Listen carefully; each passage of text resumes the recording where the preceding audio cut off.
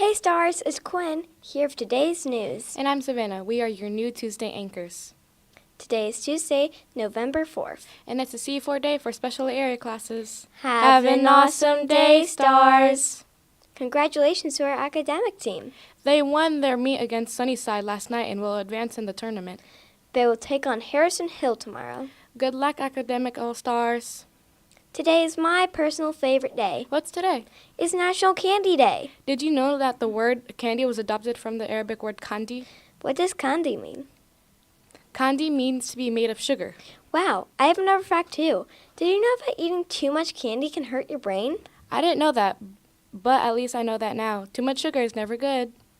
This reminds me, it's time for Brain Science!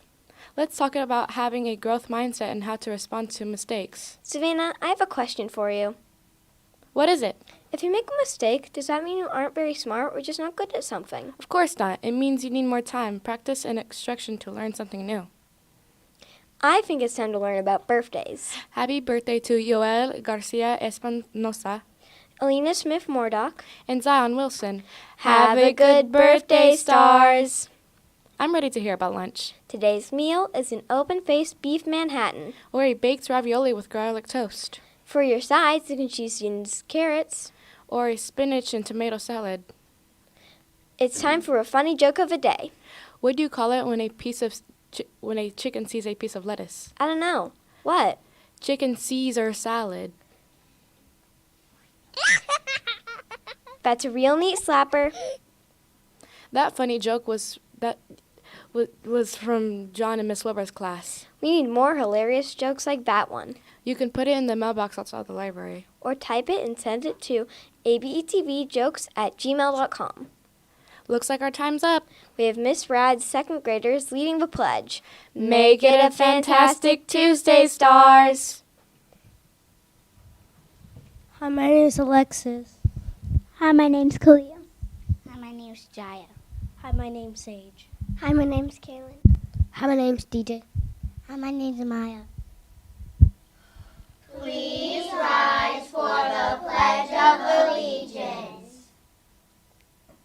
I pledge allegiance to the flag of the United States of America and to the republic for which it stands, one nation, under God, indivisible, with liberty and justice for all.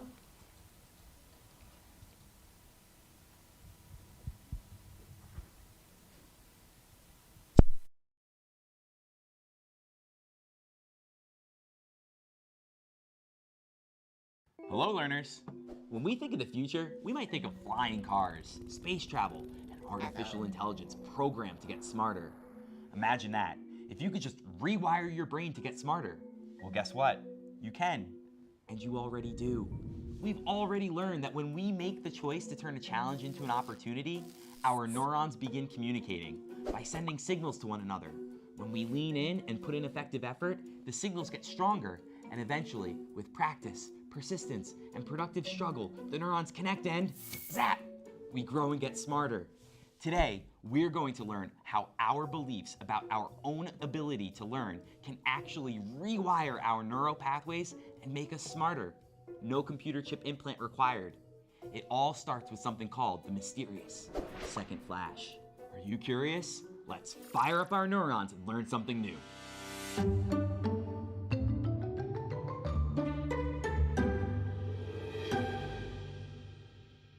We're here to talk about rewiring your brain without a scalpel or pliers or scissors? Really? No. We're going to rewire the neurons in our brains with our brains. Let's take a look at some science.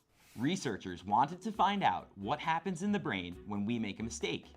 So they asked a group of participants to complete a series of tasks while wearing a helmet that records electrical activity in the brain. Because come on, all the best brain research includes crazy-looking helmets. They separated the participants into two groups. We'll talk about how they were separated later. For now, let's just call them Group 1 and Group 2. Participants from both groups would strap on the fancy science helmets and perform some tasks. Then, when the participants made a mistake, they'd record the brain activity. And here's what they found. The instant the participants made a mistake, the helmet recorded a flash in the prefrontal cortex in both groups. As it turns out, all brains have the same initial response to an error. When we make a mistake or face a setback, a neuron sends an electrical signal that flashes in our prefrontal cortex.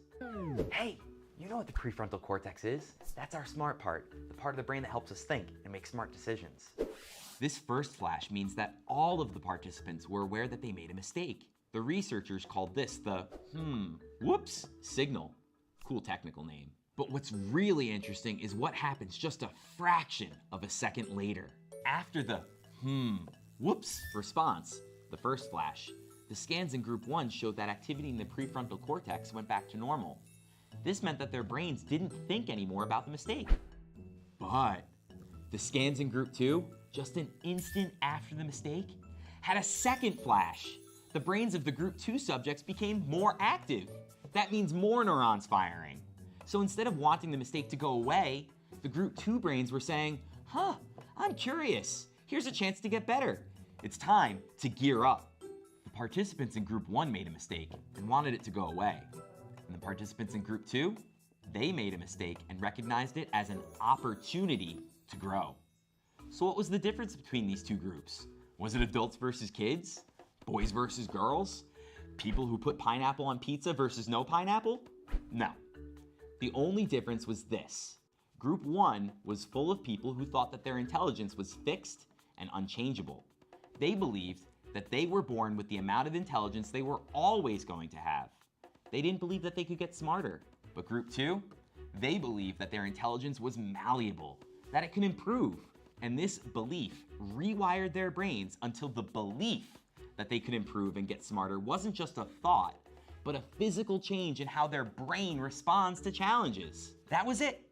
Simply recognizing a mistake and framing it as an opportunity to grow caused a physical change in their brains, connecting new pathways and helping them get smarter. And guess what? Scientists found that the more people practiced being aware of their mistakes and getting curious, the more likely they were to get that second flash. Getting curious makes it easier to get curious. Now here's the best part. Scientists also discovered that if the people in group 1, those that didn't have that second flash, practiced becoming aware of their mistakes, they started having the second flash too. This can work for anyone. Even if you don't start out believing that challenges are opportunities to grow, you can still rewire your brain just by practicing getting curious when you make a mistake. Because getting curious means we believe in our ability to learn something new. This is what we call a growth mindset. And it's what we've been talking about when we look at how our neurons make new connections, or how we make new pathways when we try something new. At the core of these physical changes is the belief that we can improve our skills and intelligence. The growth mindset. Growth mindset is really powerful. Like, change the way your brain physically works powerful. And to use it properly, we need to dig into how and why it works. In our next lesson, we're going to explore what growth mindset is and how we can choose to use it to grow and improve. There's a lot more to learn, so we hope to see you there. And congratulations, you just got smarter. Thanks for joining me, learners. This second flash research came from Michigan State University, and you can read more about it at the link in the description. And we've got a bunch more lessons about growth mindset and your incredible brain right here. So we hope you'll keep learning with us.